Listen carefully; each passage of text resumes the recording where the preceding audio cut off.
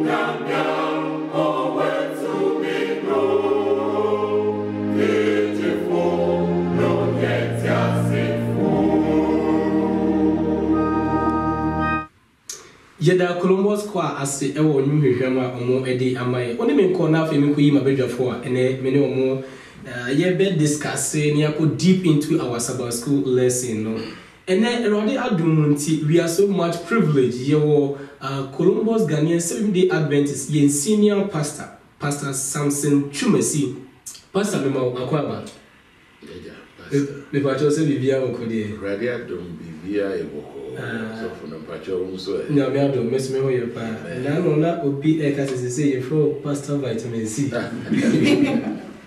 okay nipa jo toso afi obeboy na ya share this one Owura Isaac Kumi Owura Isaac me ma kwaba sister Becky enso eboy nchidom ene ono so ebeboy eda somwa eda enso wa ha obeboy ndumedi no na afi ya share Bible no ana afi eda ochre enso eboy nchidom a oboy na yede yen Bible na se Sabbath school edition no enyina aba nene me pese ye ade sonku bi na ansana no ye be ma elda somwa abompaye amaye me bompaye era wasi nyame kronkron ewo ye a woni yedie era wase don yi mu so Ewurade wabo ehu ban na Ewurade wakan abom na wodi wasam amaye na wo hye yense yemfasam nko enu ti don yi be bi wasem ye so sam mu wo yenso ema yi ye nyame wo pese o mate no fa yenso Identity.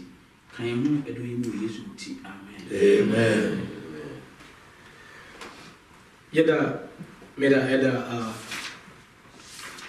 somwa ase ewo empire kunna afi wapo amaye menya ntie se ye Ghana fo adofo no biwa de bia omo twen ye Sabbath school yi ansa na omo shomo na watwe na se Elder Bright owo Kumase Santase Atasimba so wo se ba o shema Ghana fo ne na fufu bebrebe adofo ade bia mo hwe no ye recognize mo na afi yakase mungu so na mo twen ye Sabbath school ne se Yakopon na me so ebeboy ma ye hu Bible no edition no bebrebe ye be ko ye edition so kwata yin na ye edition ye edition no watu din say oneness in Christ kro ye ewo Yakopon na ene ye nya pastor Chumesi ewo ha ye pese pastor we are almost half of this quarter Sabbath school oneness in Christ no pastor and summarize edition ye edition ni now friends the next 6 of 7 lessons akano pastors em project na for you the way anymore ye ba be discover anti pastor and the assignment am dey ma no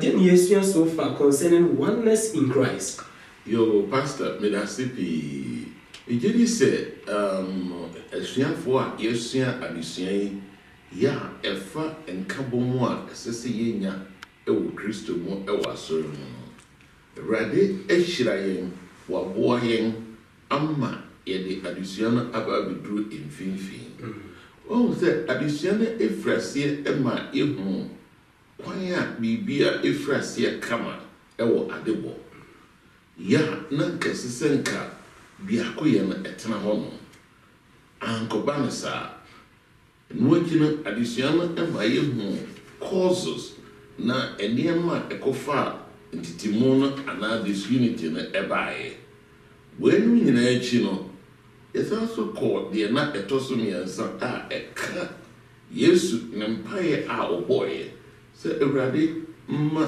memei wo mo intime enye one niti na adusua no se oneness in Christ yenya ye Christians no se ne ebe baako na afei ifro ne ko key na safua no ya betumi am yenya nkabomu na de every ofa a edika no ye hwe ndema bi a asori a edika no wo ye na ede nkabomu ba ya eye ebeso ede maye na every ewie ofa we no a part 2 no ebe maye hu kwanya ezese nkabomu eba yasafu no se kasakasaba na bibi a identity mu eba kwa be na yemfa so na principles a yesua no part 1 no yemfa nya adwuma se ne be ya nkabomu no ebetra woda bia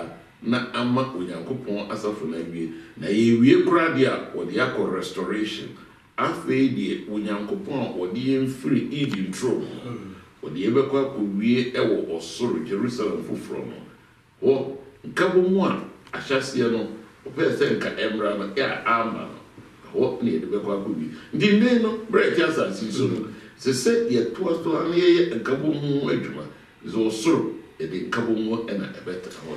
Pastor, Chumesi made us say one quick summary of Adisua Yesuano from lesson 1 to 6. Now, what's my project to Adisua Aka Edain? That means from next week, Adisua Yesuano is very rich in a boy. I say images of unity. Your memory verse in every 1 Corinthians chapter 12, verse 12. Mama Yinti Radias will say, for us the body is one and has many members. But all the members of that one body, being many, are one body. So also is Christ. Amen. Amen. And then ye Bible share and phonim our draw and as a metaphor our draw Bible no and ye civil edge and kabomudie ewo tresem in until ye be share nyema bebrebe some illustrations are edge and kabomu are very important. It me nya disana pino memo abeda for aboy na fe yahwe edisua wodo a ene edisua no ewo maye ti mesha say every pastor Chumesi so pastor edisua ni animu no ko use the people of God and say yakopon emma and say nkofo to be a metaphor unity edisua be na wo maye yo pastor almost so we edisua no na watchi de na ye suano images of unity nkabomu mfoni ahodo na kwesiara de no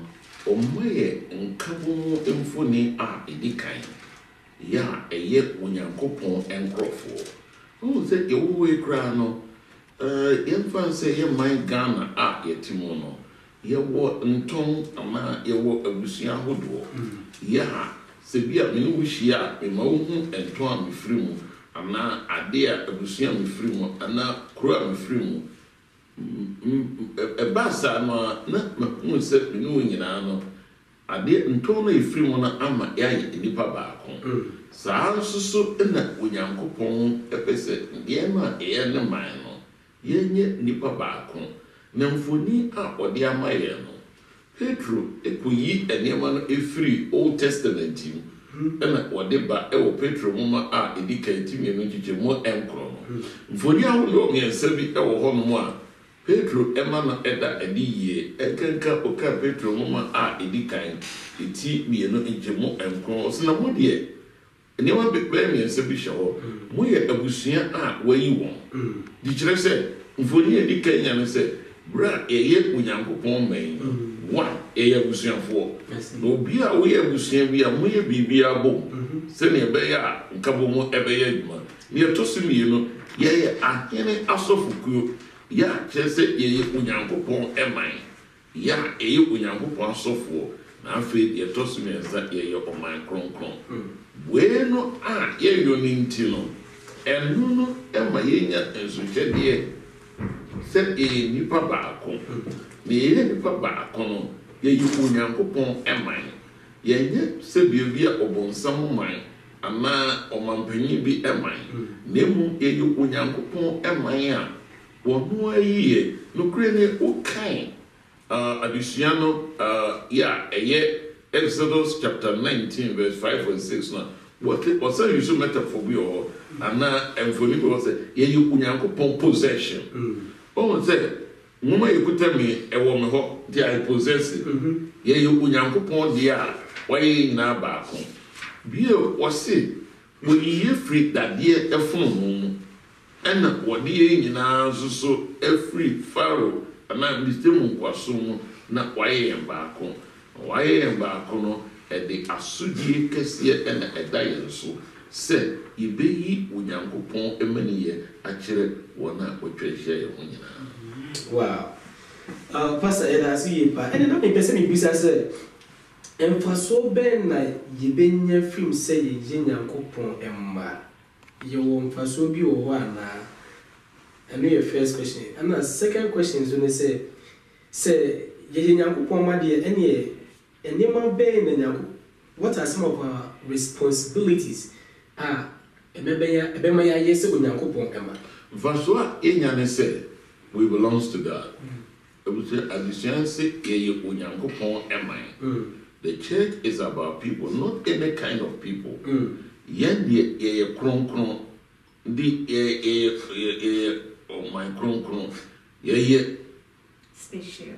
Special. I'm giving you that super. Special. Let's not say special, no. Ninya so no. Edi asudie etrian so. Say. Ye krono ya brabo yusuban ya neye ye bibia nipa a etwehye mo no ebimu se e onyankopon eman bio ye nam ya brabo so ebema wona wonhu awrade na efuna awrade it comes with a responsibility.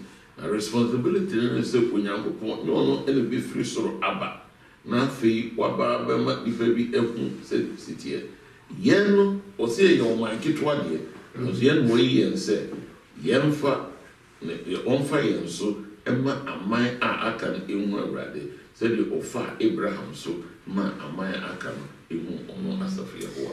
Pastor medasi ye for that crank. Yes. Adisuano o chire se ye ambassadors. Onyankopon ahede twiso ye se ye me enquiry representative. Nti ye koyi onyankopon ne dono na humobro na ne atentene ne no e dia chire biase. Nti ma ahede twiso ye se ye special people. I see.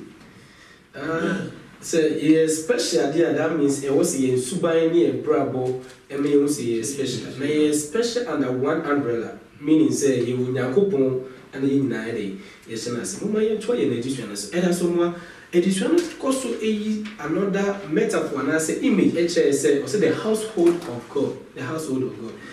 Say na edition e twa enfoni e gina sa title no so enfoni a ewo edition no was nyankopon fiefo na wo kan potokasem no nyankopon fiefo na say ye kan Ephesians 2:19 kosi 22 no mo ma men kan na ye hwede ye wo o say making kind Ephesians 2:19 ekon o say enti afei munye ahoho ne amanfrafo view na muye ahotifo no yonkun man ma. That means we are citizens of Jesus. Ni nyankopon efiefo wodimu asi asomafo ne adifo fapim Kristo Yesu no ara ne twiaso tibo titiriu no so ne mu na die wasie ni nyina akeka atwam na erema ne hoso akoye asoridan kronkron awurade mu ni mu na wode nso risi akoye nyakopon tinabia Say it young cousin, my dear, dear man, come for me to be actually. For me, I actually and say, ye, Yakupon, if you for a Yakupon Obusia. At the same time, ye, Abusia, Yakupon, a true. I say, I sort of kind of say, yes, Christo, it's a year, or no name, she has simple. The cornerstone, what kind of now, so what in the cornerstone. In the other hand, only a fapim, say the true dying not or come on someone, or only a fapim, only a foundation. Any chance. And the what was here, say a bow, ye trap Volico, say ye see Diana. Yes, it's a bow back or far. A woman of us room, so come on the door, a wooden bump us all, a Mobusian. Yet to come on, yes, dying. It joins together. Na be ye efie na ho aba so ama edifatno na sada na yes ye to foundation say de be ya anframa bokura da na ntimi mu sa foundation no wo de ba anfuni na etwa chen say ye nyamsomfo na wo Kristo mu no Kristo Yesu any ye foundation wono na ye gina so it is ye gina so a anframa bokura wa yin na say ye gina so ye to mu a ana nya kabo mu a Emma and Faso, Cassia, a timmy bone, and on Sunday to 2 feet. Yes, it then be ever better, sir. It was young, so you will die one night, you womba. Ye come a back. It's no one sort of two as a phone, celebrate ya, ever my near Benina, a timmy a back. And I say, yes, sir, a reflective, and no sooner say if you fear ever suffering. Indeed, the other hand, no, yes, I hear any Susubia, and your agenda as a Christian, any Jesus Christ. Now, the old may win say, yes, Christ, I don't know. Again, why am I? Again, why am or ye mine? Again, obey your mind. I say, who is that? To me, boy, Emma, Inya, and Kabum, a Paduin kind, Peter, First Peter, 2 Bibles or the Bible say, my own phone yet a boy are, and twabine. In the other hand, what ye as a Christians and as a Yamsum for had to talk a boy. Say, me, and say, ye and I come boom back. It may be very meaningful. Ever boa a saffo, ever boa a mine, ever boy if you pound for. Not tre acco, a boy be penny now. And to play, yes, and the other hand is the boss, you sit down here. If you think of your hair, brother, not a tie, you could say, sit down. Shelsa, and I say, Ghana Pacific, and I'm book runner. Get the breaks in here. Here the yes and tell. Now it comes together. So we back with you now the whole week. In the other hand, say that's a funny and I will see a tear. Say, who can it affects the whole congregation, it affects the whole family. And nothing as always have been say, we could, yeah, say, or Fumbia. Never been it make us say, a sorry, woman said, yes, a million Adventist. No, be our way, buddy. Yes, the NZ4. It's as if we hear a Safuba. It's as if come one of the stones in the room. And your woman, a year burden into them. Said, who come back back? It's a fence. And nothing is over Safu, especially women that's a Fumua. Said from so being Musa, yet Chinason. Yet Chinason, any panel who say, and you see a tiny panel, and as you see, you're probably part of you. When we are Chinason, who said, oh, yeah, I can't, and I, it's imagination come said a bear, but be a year for meeting a shekel. Now, as of no so at me a bird, I call a name successfully, said in Alcohol. As a party, meaning to be will become wise. And yes, idea, and then me said that me say, ye can boom as a Christian, as a Christopher said, a woman illustration say a born ye kikabum, now for ye cool back. Yeah. Does it mean that means as Christians no yet means standing alone? Say media menkwa. No me person me so e bisa this question say you will be more the perception say I'm soon the no anu wakomam. Say metina fie no me ya doye na menkwa sorry Christ okay. Is that okay in this context? Say me the me sorry. Metina fie me ya doye me papa. I can make it. No. Yes, sister Becky. The meaning say se ye nyina ye hyiam se ba konfo a ya na ewo de konkon no kasa fa obi am enti wadwen ye o se wonko a wo hye wo fi a de wonim na wonim ebi ana wo to sin wa de bi ho a wonim nti se ye nyina be hyiam a we kire na dwen no etimi ma wo sesa wadwen fi ade bi a wa ye so anim se we de no kre me de ye adwuma na enso so na enye no kre nti wontimi ntena wo fi nka se me timi fi me good me yesi ni nyina ye bia ye Kristo so se yenyan kamumu se akwanya wo honko ade a se wo betimi ni anyame nkrofo ahyiam nko ade a ene se ye nyina ye kabom Okay, the crime they come on the say, won't mean to see another one, I want to one and say, be a meeting me a year of Christian, remember. And says, as of where has here or family. And says, attitude one as half family, no mere strong air family, tembiano, not on Kabuma, who did the boom, you be in the just be a clever. Now, any tembiano, as always been said, fast foundation is Jesus Christos. If you say, Saba will naturally say, Munyam won't share Mudieta. If you say, Sanche Mudiano, a Jesus Christo knew, near woman. If you say, as you have a miracle, as you have on Cabo Moon, no meaning I did the boom, we Bibiano, a day as we and name, and Cabo Moops on Quay, a buy. And so, why you say, Unquan, or bet you, maybe a Munyas over Banas animal, or bet me a build it, or foundation, a one. To talk of building or onions, and from a boy, a bit. Nanso so no so ba Kristo na wo de foundation si sa Kristo mu a waka nyina bom de abo no aka bom na wo be ka ho na de si foundation so a mframa bom ye hia intimi enye de okay me fa kakra so nka ho de mpanifu akan unse ye Kristo fu a ye fe pose ba ko ye ni da so e ba ko na se minum ye ni da so e ba ko a ade na te wo se wo de wo te wo ni that means wo different agenda na se nyina agenda e ba ko ni da so e ba ko ne a ade ni ntimi fam enti no de tutu dan se ye si dan ni fie hu no se wo yi hu firi mu a ba bia to si ena on bon ntimi nyina obo ba ko ntimi nyika so wa ye dan ni pa betuna se so enti se ye kan hu bu mu a se ye ni da so e ba ko na de ye hwe ni ye ba ko pe ne a as it me come together. That's all can say, oh no. Me de ebia ni ma bia e koso asafo nti no. Me de me team ho ana me tina fi nyam so de no anu wa kono mu ne ya. Now there's something wrong. E wo nyam so.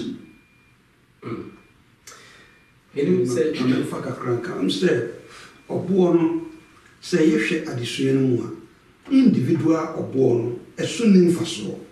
San se wo botai ntia wo boss a ebo no odantofo ekofa edi abeyi adwuma enenti wonko wontime tena baabi wo tena baabi a enye adwuma so odantofo okofa ba na okofa ba wi a na fe wode abesi ho na okofa foforo nso edi abeka ho na ahofa ma wode bema na fe obepene so ma ye achip ho kakra no na ye de efoforo nso abebata ho ne ye de aman ahye entemu aman no ne odono enti ebra obdantofo no akofa aba no obechipo ba bia mfomso nketenkete wo no na fe ode aman eye cement no waka ade afra na fe ada abomie no eye abomie no bio na mo obe obo baako a okase bia koye. I see. But as meaning say Pastor Chuma see the kakra ho. You are on say the radiance say on kasa a yeni na mo kasa a yeni. Bra abusua bi ewo fie no. Niema omo eye bomu no ene me ho so mo ye abusua ba ko. So de banyufo di kaka no. So bonu ko atene ba bia untimi mfra na edan, untimi mfra na household. Nemu okekani nyina bomu a na enyam wode te say the priority no saa na onyankopon anaduse epese wo enemy bra e wa sori mu yenye bibia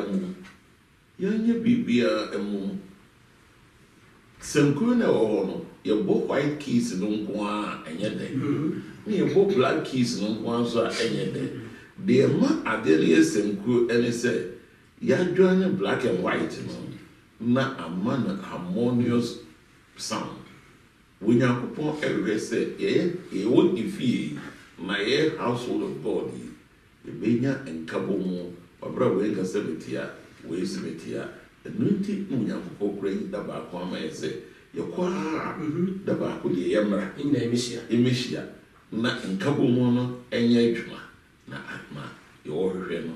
To me, I hope Christo.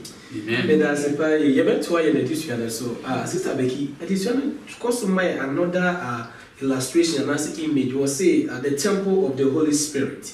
Edition penna a woha my and as set as an image for unity. Pastor Medasi. Say you can say Paul de tutu a debi who say ye dying. Na yenye dan bi kekeye asori dan a onyankopon ehunhun etim nti yenhwe asem bi mfiri Korintofo mu edikan timi ensa enchichemu dunsia ekosi edunson no say munim say muyo onyankopon asori dan no onyankopon hunhun timumu so bi say onyankopon asori dan a say na onyankopon be say no if we say onyankopon asori dan honte na enemwara sa asem we say na me kan ye no me de toto obi a anase ye nipa ya ye product obon modern sesa no ma ahodo ka bom na we wo product bia na wa tru bi dia to ho say product ye amaye no se wodi we ka no se wodi we ka no se wodi we ka na ebe say sa no onyankopon me ba wi ase so menti se onipa bi simi na me bo onipa da onyame ne boy e na wa tro no ma awodo di ato ye ho se sa di we e ka ni padua na na se sa di we etena nipa no mu a ebe ma nipa no wasei anase bi a wato chima e wo ba bi enti Paul di ye or the wo me ye nyina ye dan ene yaka bom aya sorry dan a onyankopon oti mu na afi wo san ka say ye woni ma miensa bi wo ho a esei asori dan no na o say ebra ahoya ni tan ni aprepre wo mu no ebeye den na onyankopon honhom atena yimu o sisi ye de sa no me nyina ba asori dan mu a ebe ma onyankopon ayi nani munyam afri asori fie wa yentimi enya enkamomu da na me ka say it's about time say Christopher yesuade a ye de adwuma abrochire ha ne yaba na ye adwuma every day bia ye adwuma prese ye betie ye bills ahoro ye de bi be hye ye family ni ade enti se de yema ye ni abra ye na ye kete so de ye mpaso ma 3 days nru a wonya na wonya ehia wonko adwuma sa na se ye ni bere se ade bia obi ato ho sin no esese ye yemu adwuma me ye ni bere sa se de be ya onyankopon onyi nani monyam emfi asafo no mu ema ye ntosini na ye nyina ya ka bom ye bom yude na so na de ye bia no na onyankopon ani nso kakra me wono but as Sister Becky na papers me precise say Paul born ye ma miensa de titimu eba asafo mu na illustration was say envy ahoya ekwan be so na ye nsafo ma ahoya etimide titimu eba some practical illustrations. Okay, na ya basi eba besu na me. I didn't know say ahoya ba ye mu na why is that? And I watch the come they come and say em say ahoya ye esu a enni sa Yesu Kristo as ayo som safa pem no. Enti baby biara sa ahoya e wo bia no. Uyi obonsam esu de e wo. Ena say ni time bia so obonsam su ebeba onyankopon krofo mu no identity mu na ye de say de ba. Enti mra sa ahoya e ba ye mu no. Unua I was ka wo don no na etena se na mu didie no. Enam se wani bere no na ade a ebia onyankopon de ache no eyo ya ne ntino. Untim na no enkamo. Ebo na was ka kabo mu na ebo ne tim kabo. Enti sa be separate from and say assessment ya was ka kan bo mu be dey.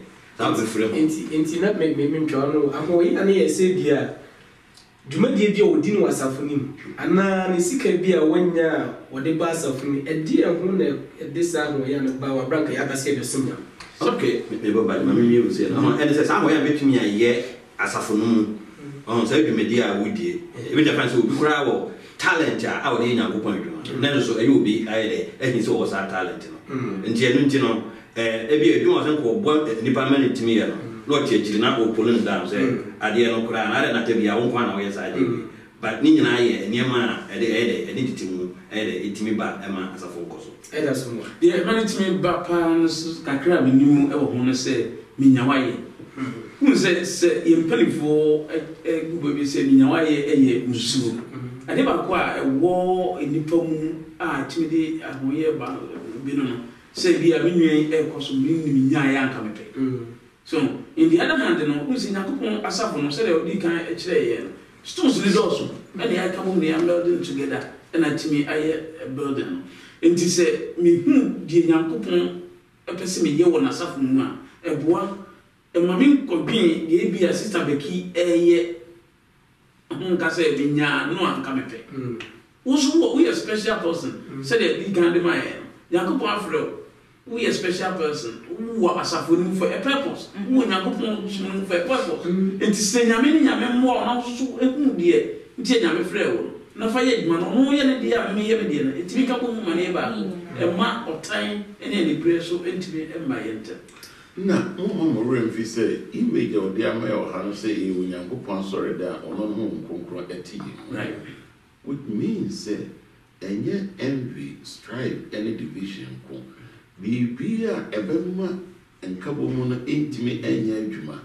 na ebe pushi Onyankopɔn nkonkron free mo no bra ye Onyankopɔn eman no ese se efree mo na ama Onyankopɔn nkonkron tie mo a yetumi aso papa ya eye ene papa me da se pa pastor o kan verse 17 na o say na obi a o defile this temple of God no ono no ade be destroy no meaning say you back in the context as a church obi odi ntitimu ebe ba Nyankopɔn asafo no o say ono no ade be say no enu ni mane ehu so pa enu ni mane ehu ase ya fe yie pa we nyamso no se ye di tabia de ka se o ni pasuni emre ba Nyankopɔn ma yense so the Yesu sister Becky kan o se Yesu na se de adwuma Nyankopɔn ma yense enti se bi mo ye mu a ye tiefo ne ya ye hwe nyina no as I see it me inside the free because they're very dangerous. Nyankopɔn ebetua wo nka because wo na wo de disunity ever asafo wo na wo yi wo bo na free mu ama edan no efon etimi adwiri enti se ye ahweyi wo saade no pa ye Yesua ne ye tie nyina no ye nya ahweyi se ye be free Musa Kristofo ne ya ese ye very careful na di nyame so ensem wo kakra edeboa say obi beka say sa wo de disunity ne ba nsunsanso bi eni ho ye wo me so wo twero mu bra na Mose o de Israel for enam no na da Korah that an Abiu mo say o nka say ada na wo nko na Nyankopɔn e kasa fa wo esan ahoyi anenti asase na ye den egu pai ema sankrofo no nyina ewura mu enenti de Bible aka no e say hwe ni yie awo sunsanso kese nti say ye de titimu eba asafo no ma se Onyankopɔn ankora Korah no nso de ya na ye nso ye de nso ntitimu ba Onyankopɔn onkora ye nso me da say because of kwa no say ebre no ko no kasa we ekire say me ti asoro no mu a bibia asoro na enhye ode bebe bia o si nyina ye embrace ye nyina ye di ekire na ama ye the united front akọ bia wo obonsam enamoso ama ode empapa mu eba no mo se ehun akatua da ho a etwewo.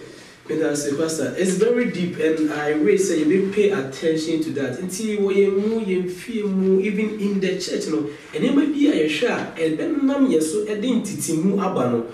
We need to be very careful. And one of the solutions about additional they might say, I bet me are preventing all this and say you best stick it to the word of God. We obey your obedience, and through worship and prayers, no, we will be united in Christ. You bet why in this Mr. Kumi, additional SI use another image or say the body of Christ. Additional fellow or my. Additional bray, my pastor. And say, young woman in a was a oneness in Christ. Johannes and by a trade doing so the modern back on account. Now, anti-Seni Pedriano, yes, Christo, a Pedria Baco. Now, you were acquired funny Pedrian Ensio, you were acquired a 3 and 9 BBA, entering my poor Ecan Coronto for one a dedicated 3 Dumian do night a coffin bedroom back on mankind. Now, me paraphrase here, or your catcher and say, Aquano a bit more in here in J. Upi. And it's a planning in a pen or more meaning I said, Beya, you become boom, Ama Edumano, Acosi. Nania Yamun is a Sentia Paul or Cam was a Coronto for one, or Coronto as a phone, not a binum to say, or more, Adoma Chedia beer, and not the Edda Dimani Bedina Hunti, or Mosso Butchain, for. Now a binum so, who said, almost Omo Adoma Chedia is until Omo Buomo Abo Fia. And nona Paul or can't tell me no say, and asafuna ye woman. I don't much again or the amu bibiara. Obidia yabako, ebidia you, ebidia a daddy, ebisodia a neddy. Na yenina na ye kabum, Emma asafuna, aye a juma a bako. And then the commentary the mind said, so okay, you need Pedria Casancasa woman. You nipa akwani doha or ye juma behind the scenes. You moon bit is akuma, bit is a akrawa, a billion to say near inside. So money and their vital organs. Where a train say, a billion or we juma was a fuma. You now so a was a for papa. Bra Petro the sellers, no more defias, no, as a safina, they can bomb by you. Now say a bit dear, more bro, a big dear woman, and I'm so on your coupon, it's here. Until my wife can't say, or say the weakest among the weakest. And it was a full of somebody a man said, Mumma will be beer bonfia. When Yankopona Boyana or the Atmachadiana will be beer. Or be a Oba Pabuano Crawas of also Oboa. Sans Ufri, a Sunday or Eba. And my own Babua, easy at the mouth. And so not much again. It will be Piara, a Chedia or Diamano. Mumma so young rain now, super paper. Suddenly, Aquana inside, no. The rib cage, no. As so much and then the Sebea. A home Emma Asan, Sana, 1 award, Tenewas of Funuma, or more Dumachedi and Edelino, or more 1 award Mren, Nayin, Nayin to Anamo, Nayin Yabak, Nani Perpian, and Yetuma. Let us see, Mr. Sowa. I can't make come say, a Toby beer. Yes, so Yana, it will be a more upon fear. As we say, a similar answer. In I, ye back. And she, Yanya, ye away, young soon say. Yen we who say yen second. Now me a friend for a purpose. It is as me who say as of not abominable and yen yam son of abominable. Yami will be pubby and mammy you. Nami to one among. Musa to me get the piano. I can say you move will be a fear. But what two enemies no obesity baby no one who say on secretary. Who secretary there any years who moon out secretary and more what they want to secretary. But ye we say as I've made it to me be an idea before say a wrong as ye be saying I'm friend for purpose. Did you offer be a best thing? No boy and so yet me I didn't tell friend but as I would say just as certain Pedia that way kidney a adequate way, but all the functions. Keterma a adequate but all the function play. So I so and a boy. Ana ason ana obi a won function play no yeah as 7-day Adventist no the sebio we free stream na we free coast na me Chinese ni ana me Korean unyankopon epese sa diversity no yamana enye adwuma ewe we say obi a boy mu bia na the gifts be ever right. What the Adibi ever Emma Adena 8 me a whole. na ɛnsɛ sɛ yɛbu obi animtia sɛ yɛyɛ one body ɛwɔ Christ mu a yɛhu ne saa oneness in Christ ɛma ɛyɛ adwuma ɛwɔ Onyankopɔn ɛma mu. Pastor, that means any quasi race, culture, any education, even a differences crown the entity mu ever. Since Christ is the head of the whole body, no, na yeshina say. Yada erade ase yebeko yedisuano. The last illustration adisuano at the maye was say the sheep and the shepherd. And I watch it. Adisuano or my. Also for some that's be because sana isabe kwa namo ikitwe bifa na mbia twaso say Jesus Christ ne sa do time no na ne mind no tire nyina no spread sa talent no dia dey amaye ne yana do time bia dia na say ha adwen say ebu ho a wose ani ho ahinti no na esen adwuma wo so ye no wose menye dey menye ti de pa loka yi mo a edu se Nyankopon adwuma afidu nye yi nipa say wo talent we o man nipa tanse wo talent we but you go ha was a penny we ho ahin e bia sofo we ho ahin ana sa safo bay e minti no adwuma na menye e wo so hu say enye nipa na we ama Onyankopon na afro say what talent na ma wo so am fa anya adwuma talent na de hefo mo a dachi bubu mo akonta so for me that say wo say odwan no ene e de say odwan hefo no enti no say do hu your Bible quotation no wo John Yohane etredu edichemu ba ko ekosi eduba ko na ni nyina me sa men kai ni mekai 7 no o se ena Yesu se won bi o se no kure be se mo se meni meni enwan eno apron won a wodi manim ba enu nyina ye awifo ne adutwafo na enwan no entie won meni epono no se obi fa mesokomu a obegye no nkwa obegbo emu na obefiri edi na obenya edidibia oyifo emma gise wore bewia na wokum no wase medie me bai na wenya nkwa no wenya no emroso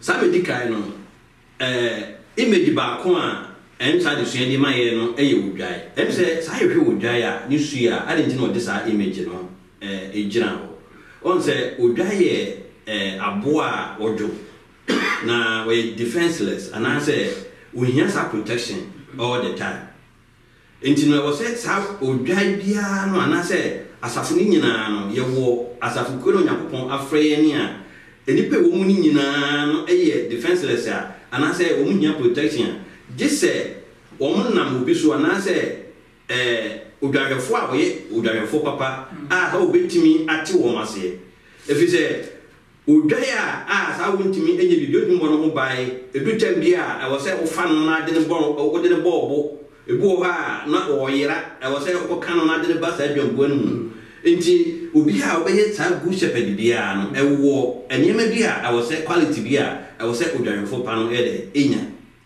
we dedicated we patient na have ultimate mass protection na have ultimate lady ultimate edi sanwa no anim ede wo mo ekọ Kristo eho enti sai local in se basa ya safo mu a obi ha obeye good idea no shepherd bia no eye enipa wo sa quality no so we leader na woni abotre na bibia no sa wo bofu se nwan no a enya de abetumi lead nwan no na do akọ epono na no efi se nwan no hu kra no be dwane afi do so no I was ultimate lady nwan efi se bitam bia na ebi etia for baby te wo se ultimate nya abotre na krokro wo na we de ultimate eka wo nyana etimi edebam na sa a good shepherd ni nyana no ani Yesu Kristo a wona ne ekwaya ede ne fa no wo so obi e no betimi afa ekwa na echi anase ba bia etimi ewura mu dese gutumi ede wo fa sa Yesu Kristo ntino ka se me no kwai no kore ene nkwa obi entimi nko eja ne nte dese wo ede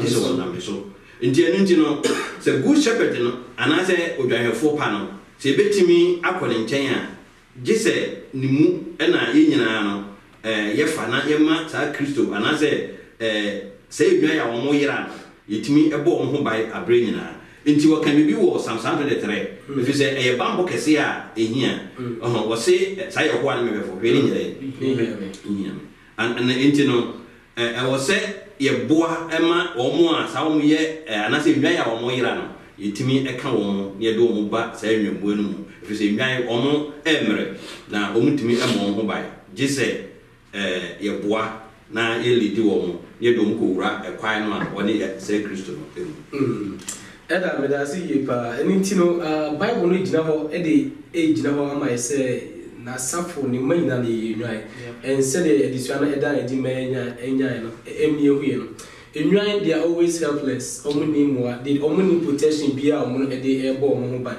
Now one good thing about the shepherd no say when him say it is not the responsibility of the sheep no say oyira or back home meaning say mo to the make and you odwana said yes oyira obefi name is the responsibility of the shepherd to always look for the sheep. In the Bible no may say do say nwan ono as a good shepherd no te bia nse oyira ono na oba behwehwe nti o say dwanwe for papa no de bia se ni nwan or 100 that's about who pay cry that be 99 one akwa ede wakwa akohwehwe omo maka nti agidi for yin na ye nipa ko ba ko yi nwa ba ko Nyankopon na AD enim say ono na AD enim as a shepherd there ya ka o bi won we don't need to fight I was say kai ombom na ye di odwanhwefo papa no a odi enim meaning so bibi kan na fa ye diso na pemare also say your school especially class 1 and for no there be or teacher for you see illustrations right the children kodana there and now so always Sesame Street I am got a program on use illustration throughout this week Nyankopon asemi afa illustration niema used to especially efa ogarifo you yenye hu say the Fulani for na omo ehwe omo emwas yen a Nyankopon aye leaders no as I say yenya asafoma ho entoboase so you better it will keep unity no mo ma ye remfi say the kwasiada na de na kan ye the people of God Nyankopon emai no ye bibia say nipa ye one common destiny, one common purpose and one common goal. Ye na sadia oneness in Christ no radi be me yasaka eda so ye papa sa eda so no kakra me dey kan ho so le say enwan so eti omwura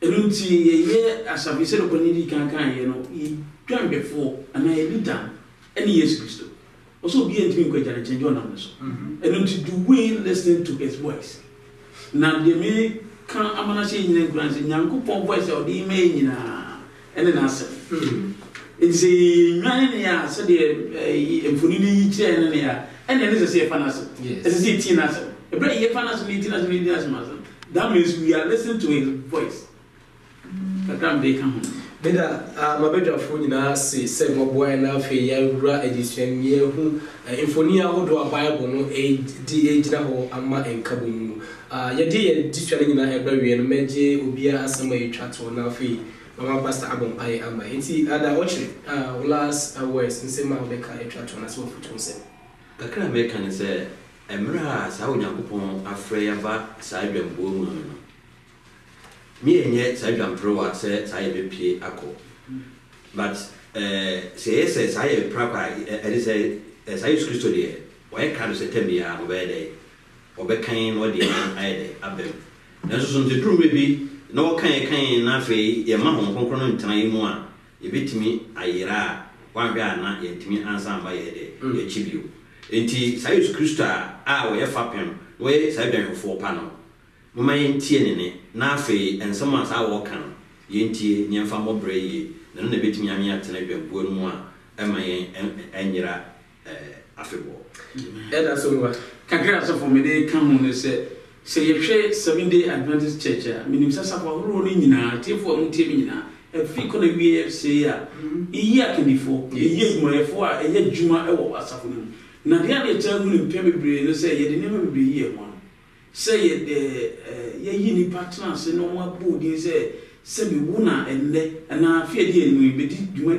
we anim no ye say afi we de bi nya kwan afi we di bi da mani ma me afi we di akontu bi da mani ye de nima be yi ye ho ano se de be ya ye be pu Nyankopɔn adwuma wo de hye yensa na se ye asofre ye nwan a ye ti ewura de ne ya se ofre ne a ye nyi so na dwumadi bi a wo de hye yensa ye mo pa ye se nyame ne nyame ma ho de ye ntimi ye nya ne ma bi yi ye ho ano na no be boy ama ye nyame so no atumi abon Era so mo me da se sister Becky me de me kan nyina ne se ye nyina ye asafo ba ko a ye kan ye ho bo de ye hwehwe nyina ne se ye be ko heaven nti se ye nyina ya dwen esi ade ba ko so a be ye den be ye ho mapa se obi ye oboni a untimi mfa nche na so be kwa ko butu wo se de wo waye no unyame mfa nche nti moma ye nyina ya dwen no ensi Onyankopɔn so se ne nchen ye ko eye sade asase so nyoma na ye mpre bedre Mr. Kumi sene Kolose emoma no etrewa akonche mu dunwotwe eka kire se na one ne padua a one asafo ne tire Kristo no ese se ye nyina ye akwama obia mfa na hoden ne na adomachede a ode ama no emwa ma asafo ane padua no entimi nya adwuma Mr. Kumi medasi Pastor Chumesi ye Onyankopɔn ɛma yi deɛ abusua no uma yɛwura mfi sɛ Onyankopɔn yɛ n'asɔfo kuro yɛyɛ ɔman kronkron yɛyɛ abusua wɔyi yɛ biribi a de titimu ɛba nsɛ sɛ ɛfiri me so ɔba saa biribi no a Onyankopɔn pɛ sɛ yɛnyɛ wɔ Kristo mu no ɛnyɛ adwuma biribi a me ɛsɛ sɛ metumi yɔ ma nkabɔ mu ma yɛde to dwom sɛ we are marching to Zion yɛkɔ Sion no yɛnyɛ ho adwuma na Awurade bɛhyira yɛ Amen. Pastor medasi ye pa edisua no eyusu imfonim ahodo a ɛwɔ the New Testament adan